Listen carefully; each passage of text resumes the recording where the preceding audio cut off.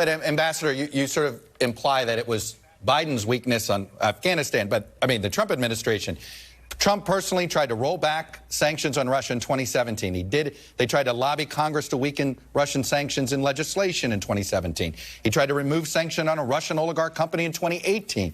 Delayed chemical weapons sanctions that were required by law against Russia. And let's not forget holding Ukrainian military aid hostage for a political stunt. You don't think any of those things sent a message to Vladimir Putin that America is divided, the West is divided, and he can get away with whatever he wants? You said it in every one of those things. You kept saying he tried. All I know is what he did. And I was personally there at the United Nations when he got out of the Iran deal, when he sanctioned Putin, when he expelled diplomats, when he refused Nord Stream 2 pipeline. So I watched what he did. He did stronger things against Russia than Republican or Democrat presidents before him. You never sleep with the devil because then the devil owns you. The Europeans are finding that out right now. We need to be smarter than that. Nikki Haley covered for and protected Trump when his obvious fealty to Vladimir Putin was on display. She quickly dismissed the atrocities of January 6th before telling America to move on when he refused to. January 6th was a tough day. And honestly, the actions the president had since Election Day were not his finest. And for me, it troubles me greatly because I'm really proud of the successes of the Trump administration. I don't even think there's a basis for impeachment. I mean, the idea that they're even bringing this up, they didn't even have a hearing in the House.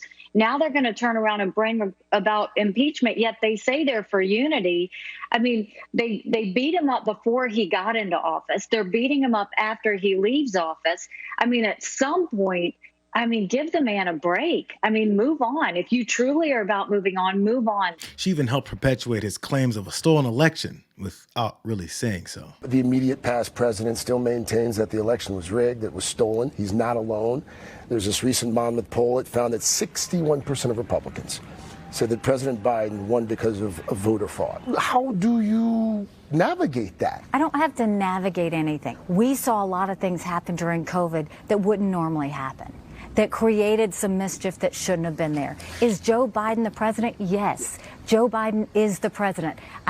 We shouldn't question that. Do I think that everybody needs voter ID like what we did in South Carolina so that we know that everybody's vote is valid? Yes. But election denialism has become a pretty significant part of... There's going to be a percentage of people who don't think Joe Biden's president. But 61%? I don't think it's 61%. I think you have 61% who are saying, look, we need to have trust in our elections. She tried running against him without really running against him to avoid getting on his bad side. If you had to delineate where, say, you and President Trump differ on issues, where would you start? Look at everything that's wrong in this country and tell me we don't need new leadership. But the difference is we need new generational leadership. We have to leave the status quo. We have to leave this chaos behind, and we've got to start talking about the future. Let me go back to my original question, though, because anybody that is looking or seeking a nomination, you're going to be comparing and contrasting your policy positions, your views, what direction you want to take the country with your competitors. Right now, there's former President Trump is the only other candidate. Where do you see, if you see, policy differences beyond what you mentioned, which are generational differences? What specific policy areas would you say part with Donald Trump? What I am saying is I don't kick sideways. I'm kicking forward. Joe Biden is the president. He's the one I'm running against. And what I'm saying is you don't have to be 80 years old to be president. We don't need to have these same people going back again. We need something new. I'm not going to kick sideways. I don't have time for that. That's not my focus. I'm kicking forward. It's all about Joe Biden, and it's all about the people in America winning again. And when that approach flopped, she came back to kiss the ring. President Trump asked me to speak to this convention in the name of unity.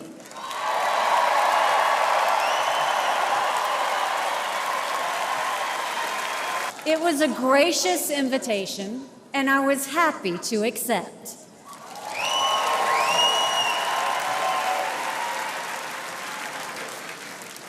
I'll start by making one thing perfectly clear. Donald Trump has my strong endorsement, period.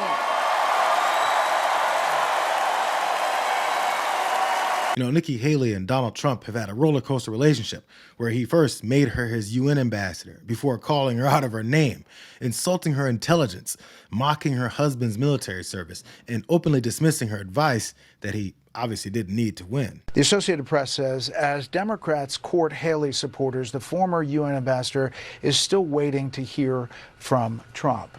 When was the last time you talked to the former president? Last time I talked to him was back in June. So are you surprised that you haven't been deployed out to campaign, or have you volunteered to go out and campaign for him directly? I mean, they're very aware that we're on standby. They know that we would be there to help. I've helped with some fundraising letters and text messages and those types of things. So we've done that. But look, we're on the same team. It is their campaign's decision on what he needs in these last final days. It does not bother me at all. I think they need to do what they need to do to get across the finish line. I just think that they need to focus primarily on who it is they're talking to. You've got Americans who are absolutely going to vote for Trump. You've got Americans who are absolutely not going to vote for Trump. And then you've got a percentage in the middle who like Trump policies but don't like his style.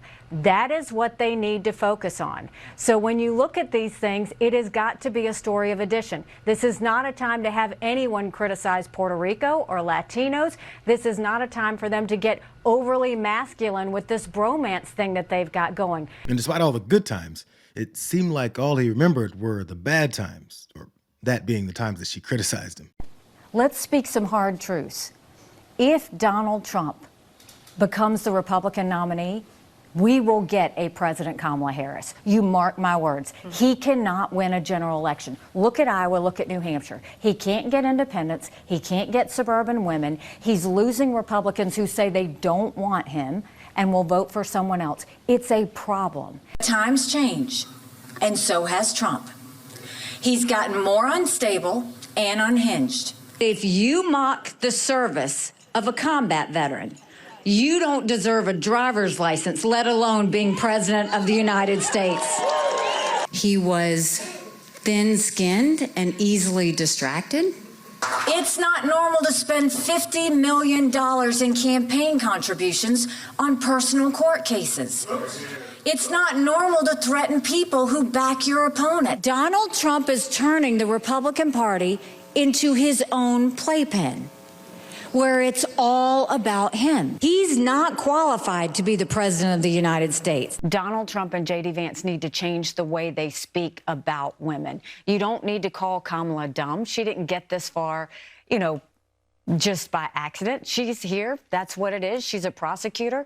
You don't need to go and talk about intelligence or looks or anything else. Just focus on the policies. When you call even a Democrat woman dumb, Republican women get their backs up, too. But unlike most every other Trump surrogate, Nikki Haley didn't seem to be angling for another cabinet position. But that didn't stop the president-elect from taking the time to publicly call her out and saying that he isn't either. I will not be inviting former Ambassador Nikki Haley or former Secretary of State Mike Pompeo to join the Trump administration, which is currently in formation.